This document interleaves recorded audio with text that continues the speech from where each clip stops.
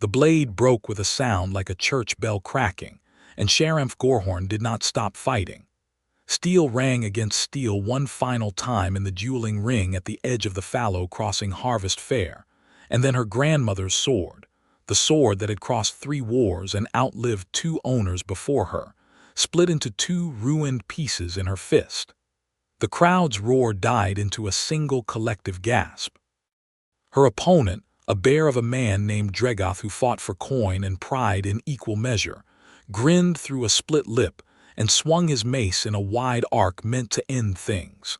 Sheriff did not run. She dropped the broken hilt, caught his wrist barehanded as the mace passed her ear close enough to stir her braids, and drove her forehead into his nose with a crack that silenced the last of the murmuring crowd. Dregoth folded like wet canvas and did not get up. She stood over him breathing hard, knuckles split, green skin gleaming with sweat under the low autumn sun, and only then did she look down at the 2 broken halves of the blade lying in the churned dirt like a fallen soldier. The crowd exploded into noise, some of it fear, most of it awe, because nobody at Fallow Crossing had ever seen a woman drop the undefeated Dregoth of the caravan roads without a weapon in her hand. Coins changed hands fast among the betting men at the ring's edge. Somewhere a child was lifted onto shoulders to see better, and near the back, half hidden behind a stall hung with fletched arrows in tidy rows, a man named Seth Graves stood frozen with a half-finished arrow shaft still in his hand, staring at the broken sword in the dirt like he had seen a ghost. He knew that blade. He had known it for 6 years, ever since he was 20, and had spent 3 long autumn evenings with his hands wrapped around its grip, easing the balance so it would not tire her wrist in a fight. He would know that pommel anywhere, the wolf's head carved into the butt, worn smooth now by years of use.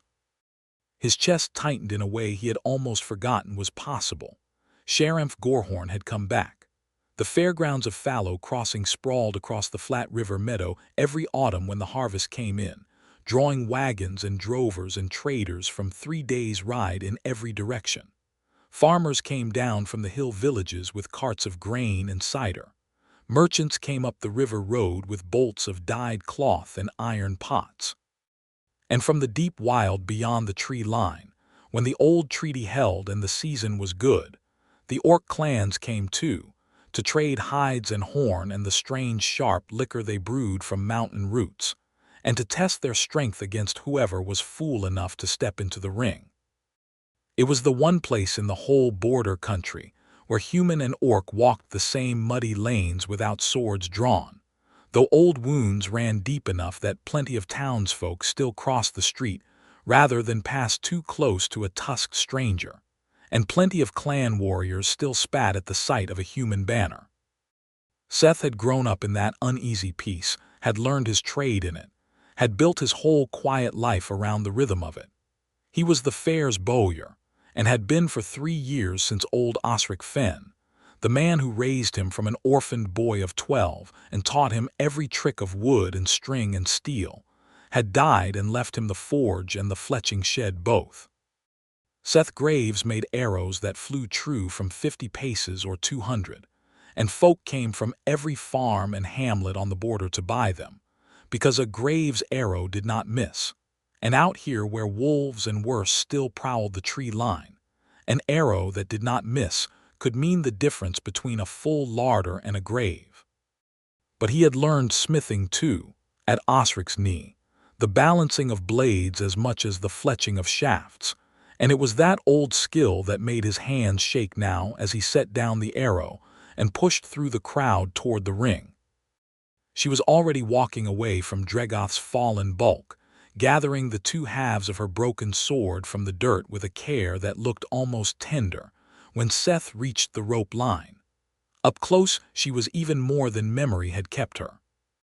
6 years had turned the lean, fierce girl he remembered into a woman carved from something harder and more certain, tall enough to look most men level in the eye, her tusks a pale ivory against green-gray skin gone bronze with sun, her dark hair bound back in warrior's braids threaded with small bones and beads that clicked when she moved.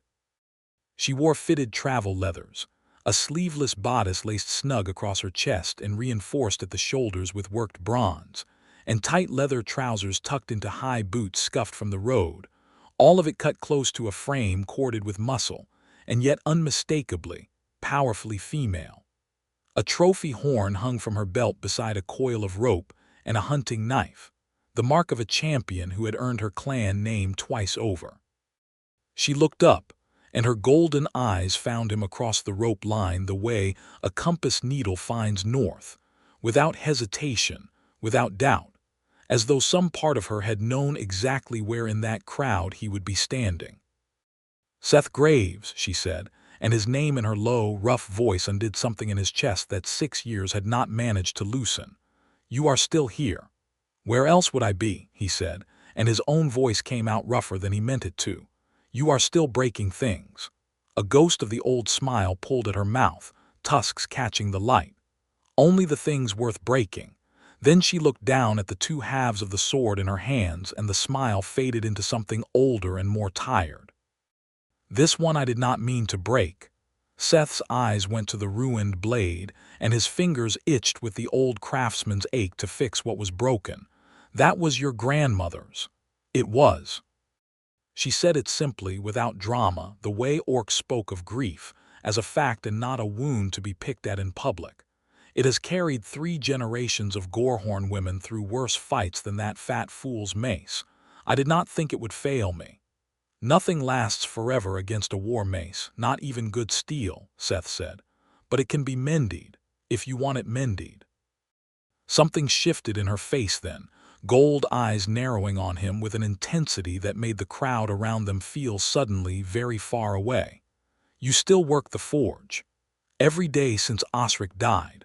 Bowyer by trade, but I never let the anvil go cold." He held out his hand, the same hand that had once fitted her grip 6 years ago in a fletching shed that smelled of pine shavings and hot iron, and after a long moment she placed the broken halves of the sword into it, hilt first, the way a woman only hands a blade to someone she trusts. "Then mend it," Sharamph said. "And Seth Graves, mend it well. I will know if you have grown lazy." "I have never been lazy a day in my life," he said, and for the first time in longer than he could remember, he found himself grinning like a boy. The forge sat at the western edge of the fairgrounds, where the smoke would not drift over the food stalls, a low stone building with a shingled roof, and a wide open front that let the heat and light spill out into the evening.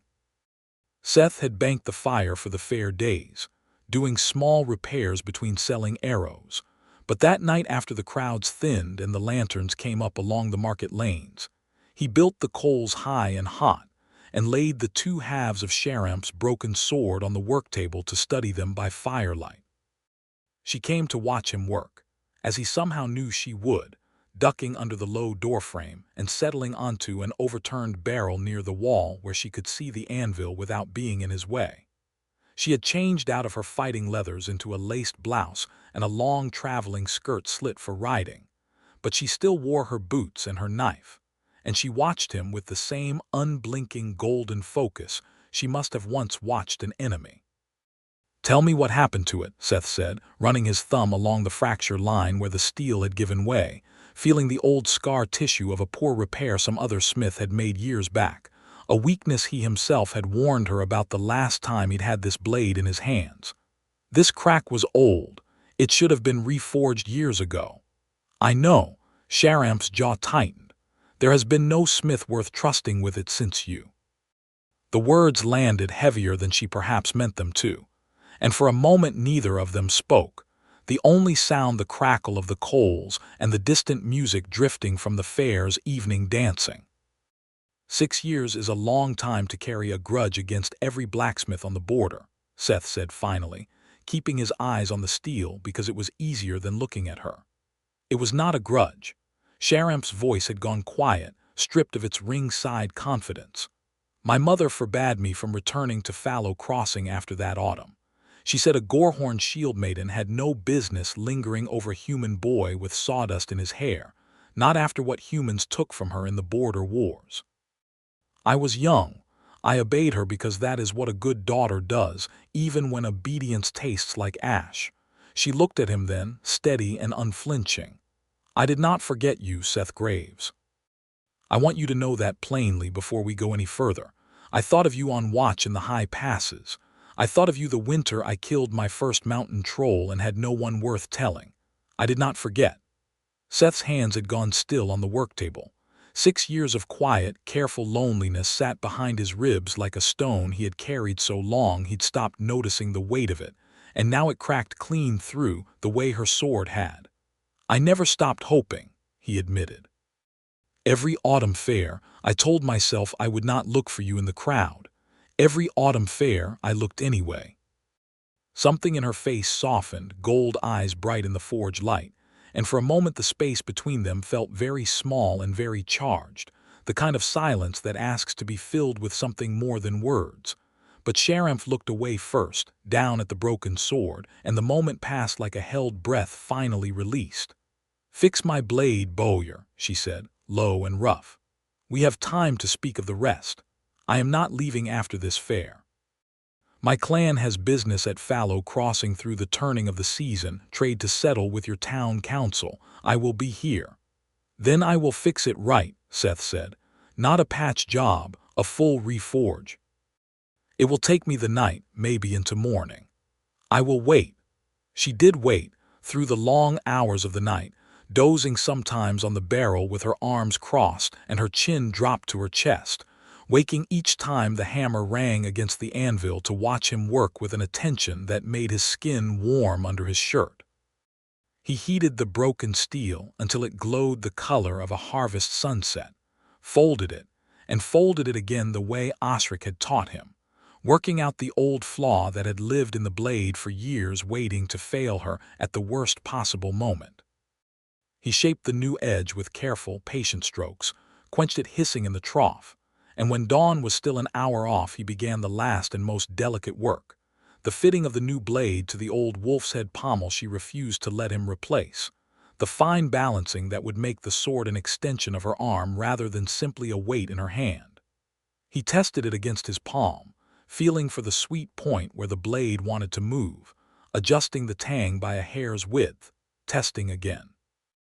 Sharamph had woken fully by then and come to stand beside him at the anvil, close enough that he could feel the warmth of her, close enough that the old ache of wanting her that he'd buried for 6 years came roaring back to life all at once. "Try it," he said, and held the sword out to her the way she had handed it to him hours before, hilt first, offered rather than surrendered. She took it and moved into the open yard behind the forge where the gray light of near dawn spilled over the frost-silvered grass. She ran through a slow series of cuts and guards, testing the weight, the balance, the way it answered her wrist, and Seth watched her the way he might watch a dance he had no right to be part of, all coiled strength and old grief turned into something beautiful and lethal. She stopped, blade lowered, chest rising and falling, and looked back at him across the yard with an expression he had never seen on her before, something almost like wonder. "It is better than it was before," she said. "Better than my grandmother ever had it. I had 6 years to think about how I would fix it," Seth said, "if I ever got the chance again." Sharamph crossed the yard to him, sheathed the blade at her hip, and for one long moment simply looked at him, gold eyes searching his face in the pale light. "It will need balancing again," she said finally. "Steel settles, you know this." "It does," Seth agreed, not quite sure where she was leading. "Then I will bring it back." A small, fierce smile touched her mouth. "Every month until the balance is true and stays true. That is fair payment for a bowyer's work, is it not?"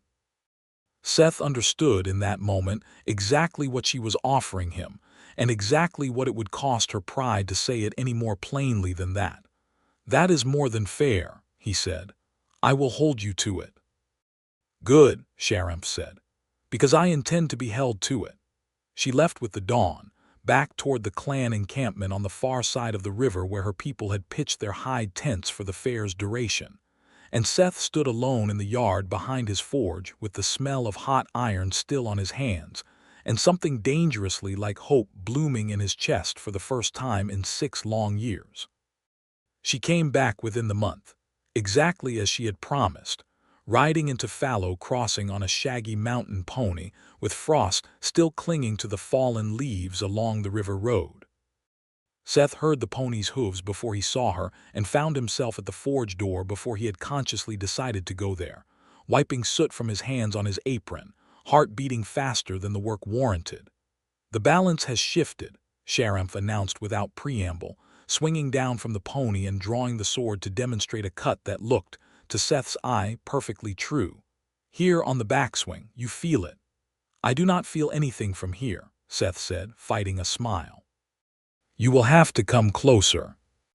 She came closer, close enough to press the hilt into his hand, close enough that he had to work very hard to focus on the steel, and not on the warmth of her breath against his cheek as she leaned in to show him the angle of the cut that troubled her. He turned the blade over in the firelight, found nothing wrong with it at all, and understood with a warm rush of feeling that the flaw she wanted corrected had nothing to do with steel. "I do not feel it," he admitted, "but I will adjust it anyway since you have ridden a full day to ask." 2 days, Sheriff corrected. "My clan's winter camp has moved further into the hills since the fair ended, but the road was good." 2 days, Seth repeated, something warm and disbelieving spreading through his chest. "You rode 2 days for a sword that does not need fixing." "The sword," Sheriff said, holding his gaze without a trace of shame, "is not the only reason I ride." He worked the blade for an hour that visit, more out of ceremony than necessity, while she sat on the same overturned barrel and told him in pieces what 6 years apart had been. The border trials she had passed to earn her second name, Gorehorn, a mark of honor few women in her clan carried.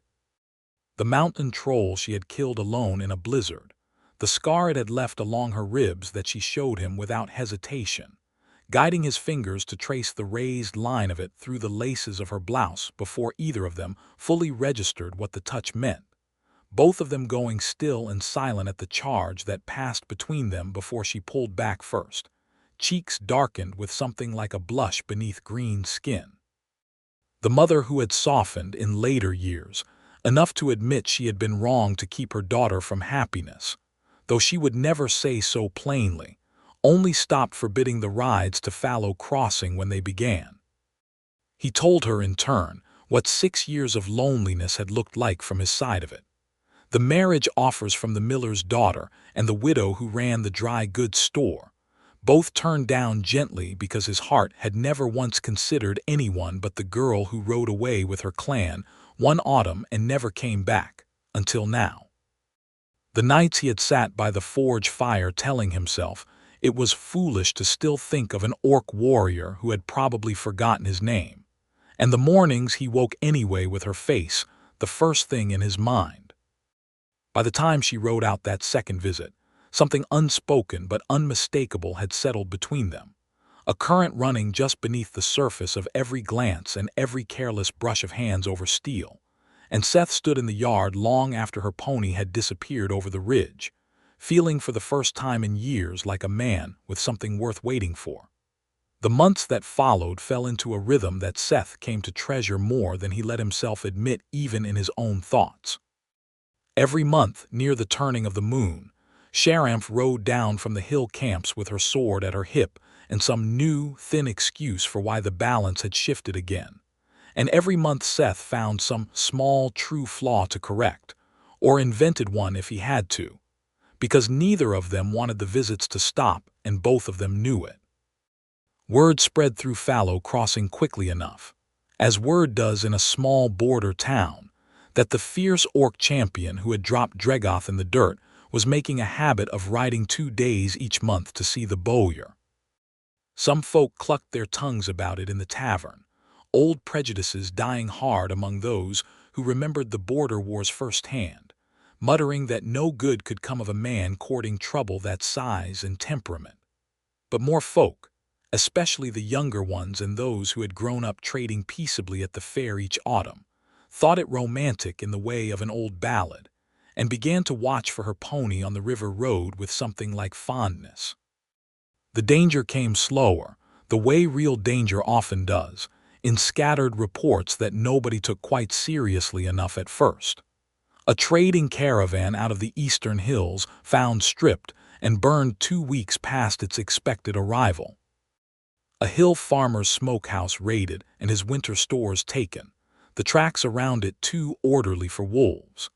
A shepherd boy who stumbled into fallow crossing with a slashed arm and wild eyes, swearing he had seen men and orcs riding together under no banner he recognized, striking a homestead near the tree line, and vanishing back into the deep wild before anyone could raise the alarm.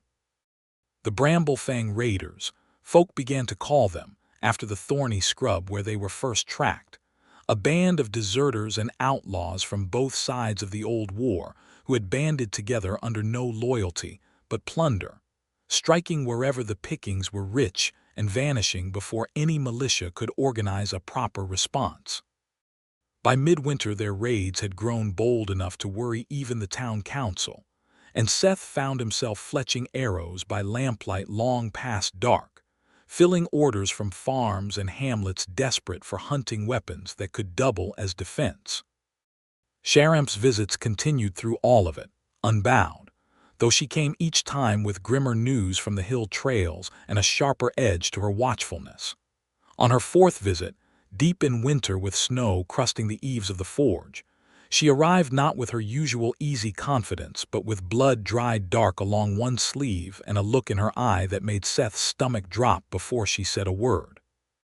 "You are hurt," he said, already reaching for her before he'd thought better of it, and she let him push back the torn sleeve of her blouse to examine the shallow gash along her forearm with hands that had gone gentle without his willing them to. "It is nothing." A Bramblefang scout, foolish enough to test a Gorehorn alone on the trail. She watched his face as he cleaned and bound the wound with the same careful precision he brought to his fletching, and something in her expression shifted, softened, the fierce warrior giving way for just a moment to something more vulnerable. "You worry for me. Every month I worry for you a little more," Seth admitted, not looking up from his work. "It does not get easier with practice." "Good," Sharamp said, so quietly he almost missed it. "I would not want it to be easy for you. I do not want to be easy for anyone, Seth Graves, only for you." His hand stilled on the bandage. When he finally looked up, she was closer than he had realized, close enough that he could count the small scars along her jaw, close enough that the air between them felt thick as forge smoke. Neither of them moved for a long moment, both of them balanced on the edge of something neither had quite dared to name after all these careful months. "Sharamp," he started, and did not know what he meant to say next. "Not yet," she said, and there was no rejection in it, only a strange, fierce patience that he was coming to understand was entirely her own. "When it happens between us, bowyer, I want no doubt in it. Not for you, not for me. We have waited 6 years already. I will not rush the last of it." She left that visit with her arm bound and her blade freshly balanced, and Seth stood at the forge door watching her ride away into the snow, aching in a way that had nothing to do with the winter cold, and understood that whatever slow fire she was building between them, she meant to see it burn clean and true when it finally caught. The threat of the Bramblefang Raiders grew through the following months faster than the town council's response to it, and by the time the spring thaw opened the river road again, 3 farms along the border had been burned, and a supply caravan bound for Fallow Crossing had been ambushed and stripped of half its goods, its guards dead in the road. The council posted a bounty and hired what militia they could afford, but the raiders struck and vanished like smoke, and fear settled over the border country the way it had not in a generation. Sharamp's clan, camped now in the hill country nearer the border than they had been in years, found itself drawn into the trouble whether it wished to be or not, raiders growing bold enough to test even orc patrols at the edges of clan territory. She came to Fallow Crossing that spring not just for her monthly visit but as an envoy, meeting with the town council to discuss a joint patrol between clan warriors and town militia, a proposal that would have been unthinkable a generation before, and remained deeply uncomfortable for plenty of townsfolk even now. It was at the spring fair, the smaller market held between the great harvest gatherings, that the trouble Seth had not anticipated finally arrived, riding in on a fine gray warhorse with a retinue of clan warriors behind him, and an expression of open contempt on his tusked face. Ugrash Ironjaw was, by every account Seth heard whispered through the crowd that afternoon, one of the most decorated warriors of the northern clans, a challenger who had claimed 3 brides through combat and lost none. And he had come to Fallow Crossing specifically because word of Sheriff Gorhorn's monthly rides to a human bowyer had reached even the northern camps and offended something deep in his sense of how the world ought to work. He found her at the edge of the dueling ring, where Seth had come to watch the spring wrestling matches with an arrow order tucked under one arm, and he did not bother with pleasantries.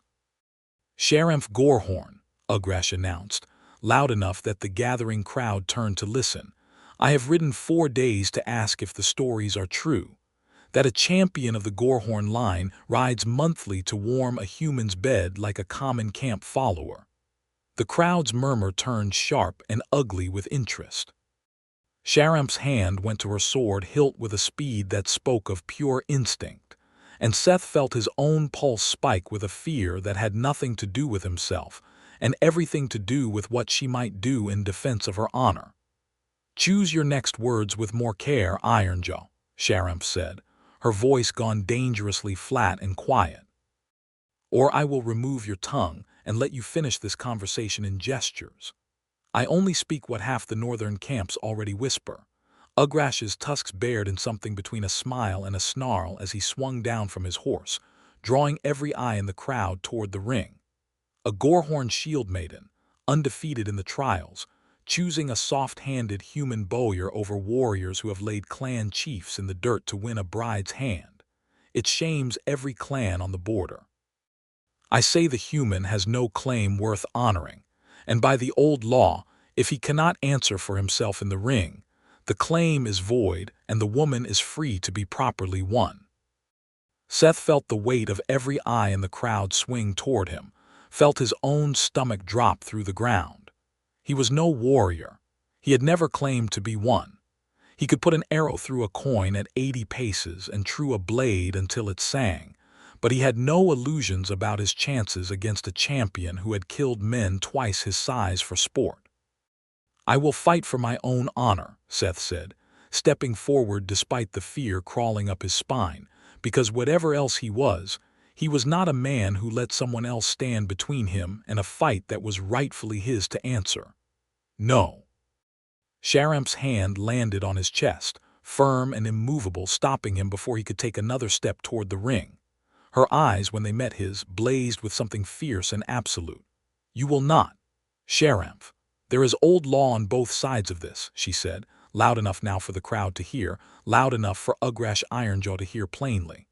"A warrior's claim may be answered by a champion of her choosing, when the one claimed has no warrior's training of his own. This is not weakness in him. It is my right to choose who stands for me, as it has always been my right." She turned to face Ugrash fully, drawing her newly balanced sword with a whisper of steel that cut through the crowd's noise like a blade through silk. "I stand as my own champion, Ironjaw. I claim this man with my own eyes and my own heart, and I will defend that claim with my own hands. Step into the ring, or ride back north with your tail between your legs and tell your camp a Gorhorn shield maiden broke you without breaking a sweat." The crowd's roar at that challenge nearly took the roof off the sky. Ugrash's face darkened with fury and wounded pride, and he stepped into the dueling ring without another word, drawing a heavy curved blade nearly as long as Seth was tall. Seth wanted to stop it, wanted to shout that he would not let her bleed for his sake, but the words died in his throat when he saw the look on her face as she stepped into the ring across from Ugrash Ironjaw. It was not fear. It was not even anger anymore. It was pure, cold certainty, the look of a woman who had spent years training for exactly this moment and had never once doubted the outcome. They circled twice, testing distance, and then Ugrash lunged with the full weight of his considerable size behind a downward cut that would have split a lesser fighter in half. Sheriff did not meet it head-on. She stepped inside the arc of the blow, close enough that his momentum carried him past her, and drove her elbow into his ribs with a crack audible even over the crowd's roar. He staggered, turned, swung again in a wild backhand, and this time she caught the flat of his blade against her own newly forged steel, steel that Seth's own hands had shaped and balanced through a long winter night, and the impact rang out clean and true, no crack, no flaw, no weakness in the metal at all. She pressed the advantage without mercy, driving him back step by step across the ring with a series of strikes too fast for most of the crowd to fully follow, until Ugrash's guard broke, and she swept his legs from beneath him with a low, brutal kick that put him flat on his back in the churned dirt of the ring. Her sword came to rest at his throat before he could even draw breath to curse, and the crowd's roar crested into something that shook the fair stalls at the ring's edge. "Yield," Sheriff said, not loud, but every ear in the crowd heard it in the sudden hush. "I yield," Ugrash grated out, glaring up at her with the fury of a man whose pride would take longer to heal than his ribs. "Then hear me clearly so there is no confusion later," Sheriff's voice carried across the whole silent ring. "Seth Graves is mine, claimed and defended, and no law of any clan north or south will say otherwise while I still draw breath. Ride home, Ironjaw, and tell your camp what you saw here today." She withdrew her blade and stepped back, letting him rise, and the crowd's roar broke into wild cheering and applause that Seth felt in his very bones, standing frozen at the ring's edge with his heart hammering, and his eyes fixed on the woman who had just, in front of half the border country, claimed him as her own without a shred of hesitation or shame. She crossed the ring to him afterward, sword still bare in her hand, chest heaving from the fight, and stopped close enough that he could feel the heat radiating off her skin. "You did not have to do that," Seth said, voice unsteady. "I did not do it because I had to," Sheriff said.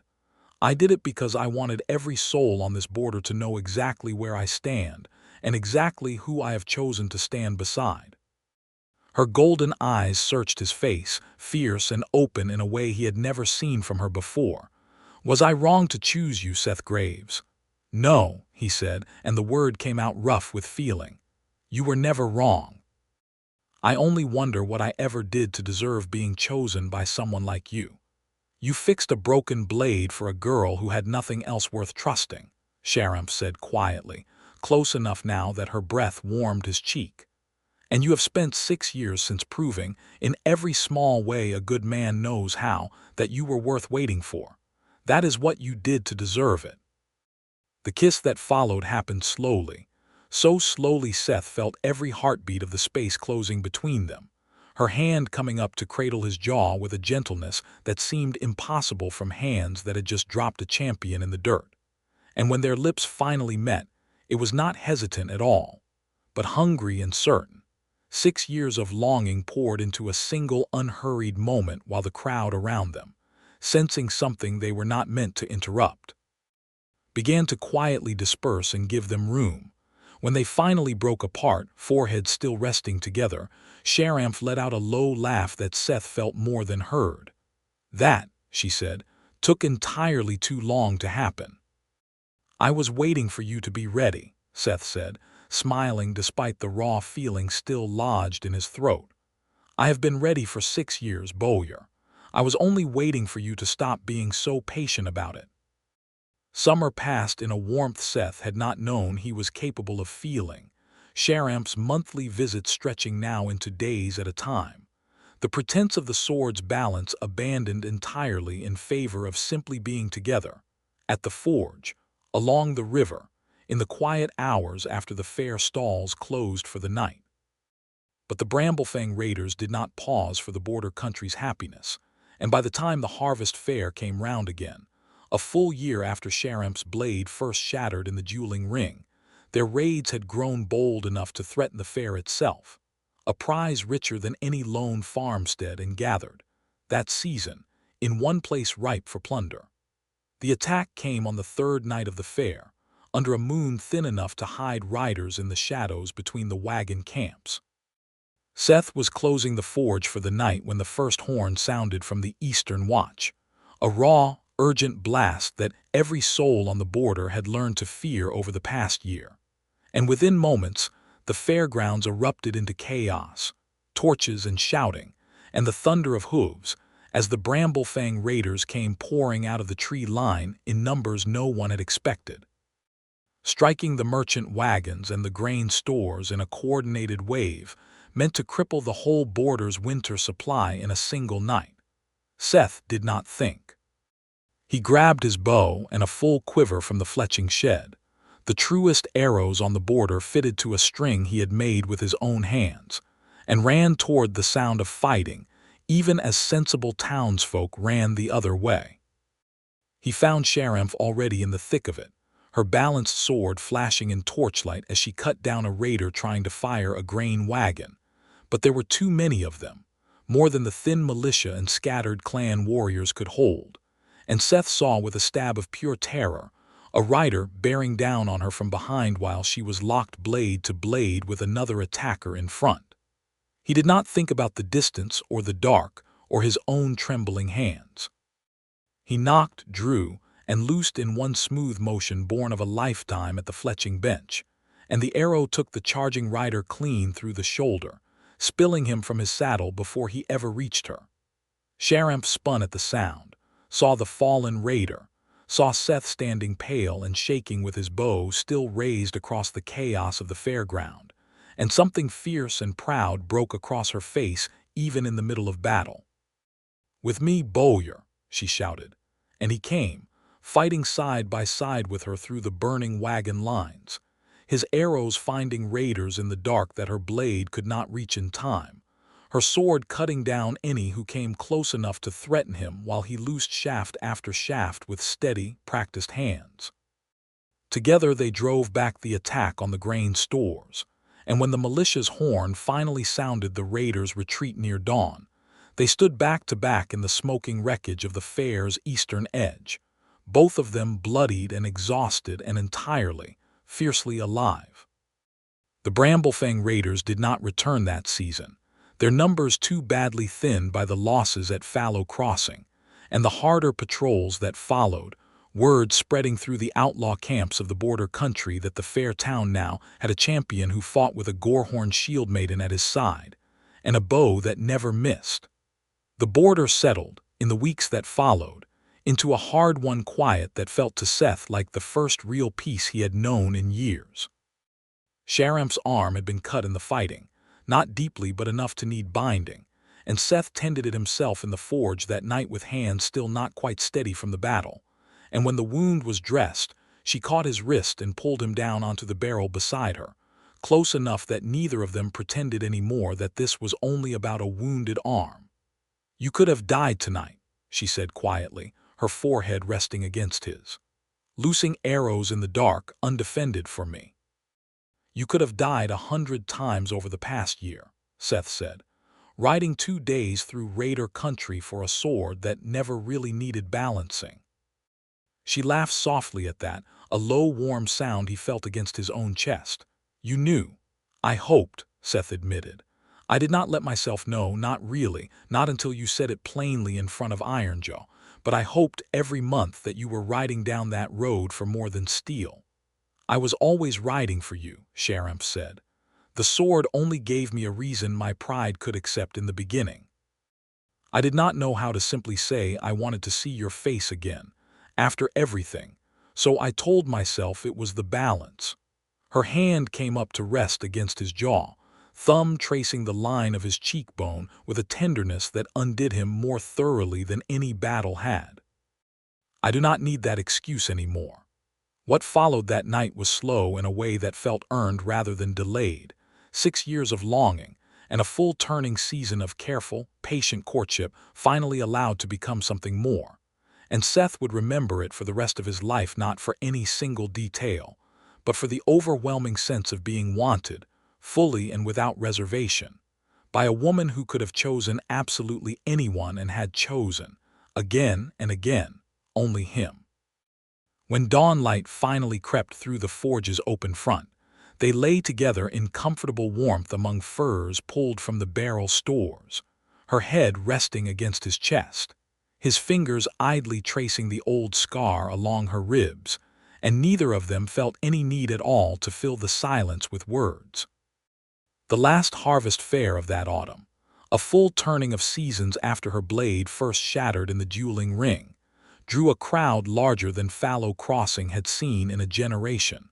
Word of the border's hard-won peace and the strange, celebrated romance of the bowyer, and the shield maiden having spread up and down every trade road in the region. Sharamp's clan came in numbers, hide tents rising along the river meadow in a great circle, her mother Vosha Gorhorn arriving at the head of the procession, with an expression that had softened considerably in the year, since Ugrash Ironjaw rode home defeated and humiliated, the story of that duel having traveled far enough north to shame even the most stubborn old prejudices into quiet reconsideration. It was on the final evening of the fair, with torches lit around the great dueling ring and half the border country gathered to watch, that Sharamph asked Seth to meet her there, though she would not say why, only that he should wear his good coat and trust her, which he did without question because trusting her had become the easiest thing in his life. She came to the ring in her fitted travel leathers, sword balanced at her hip, and beside her walked her mother, and behind them a full procession of Gorhorn clan warriors bearing torches. And Seth felt his heart begin to pound as he understood slowly that whatever was about to happen was no small thing. "Among my people," Sharamph said, her voice carrying clear and steady across the hushed crowd, "there is an old rite, older than the clan wars, older than the treaties, from a time when our champions chose their own mates, rather than accepting whatever match their elders arranged. It has not been claimed by a woman of my line in 3 generations, because the warriors of 3 generations lacked the courage to choose against their mother's wishes." She glanced at Vosha, who inclined her head with something like pride rather than the old disapproval Seth remembered hearing about. "I have that courage. I have had it since the day this man first balanced a blade in my hand and asked for nothing in return but the chance to see me again." She turned to face Seth fully, and then, in front of the entire gathered crowd of Fallow Crossing and the full assembly of the Gorhorn clan, she knelt. The crowd's murmur died into absolute silence. Seth had seen enough of clan custom over the past year to understand what he was witnessing. A warrior's rite meant to be performed by the strong for the one they had chosen. An act of claiming that stripped away every layer of pride and put a champion's whole heart on open display before witnesses who could never afterward pretend they had not seen it. "Seth Graves," Sharamph said, kneeling in the torchlit dirt of the same ring where her blade had first shattered, where she had defended his honor against Ugrash Ironjaw, where together they had fought back a raid that could have ended everything.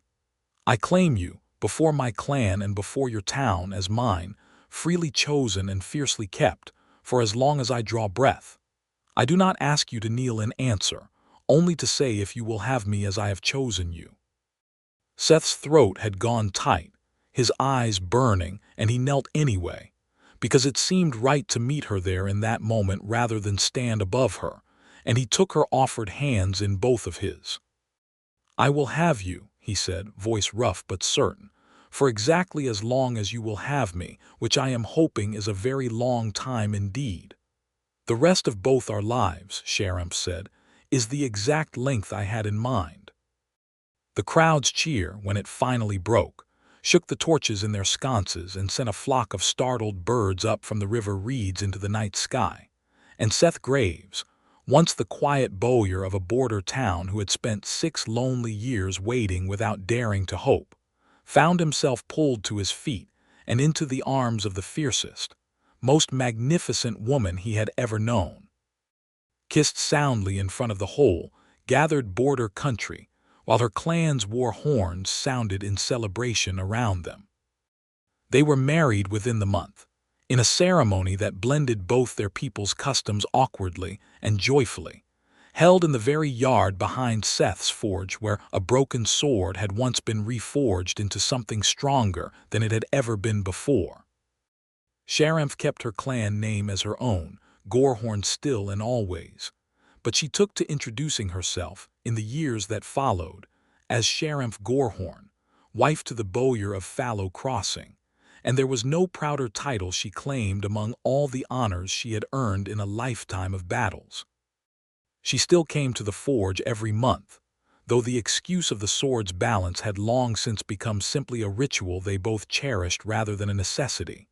An evening set aside each turning of the moon to sit together by the fire, to talk over the day's small troubles and triumphs, to remember, sometimes, the autumn a blade shattered in a dueling ring and brought them, at long last, all the way back to each other.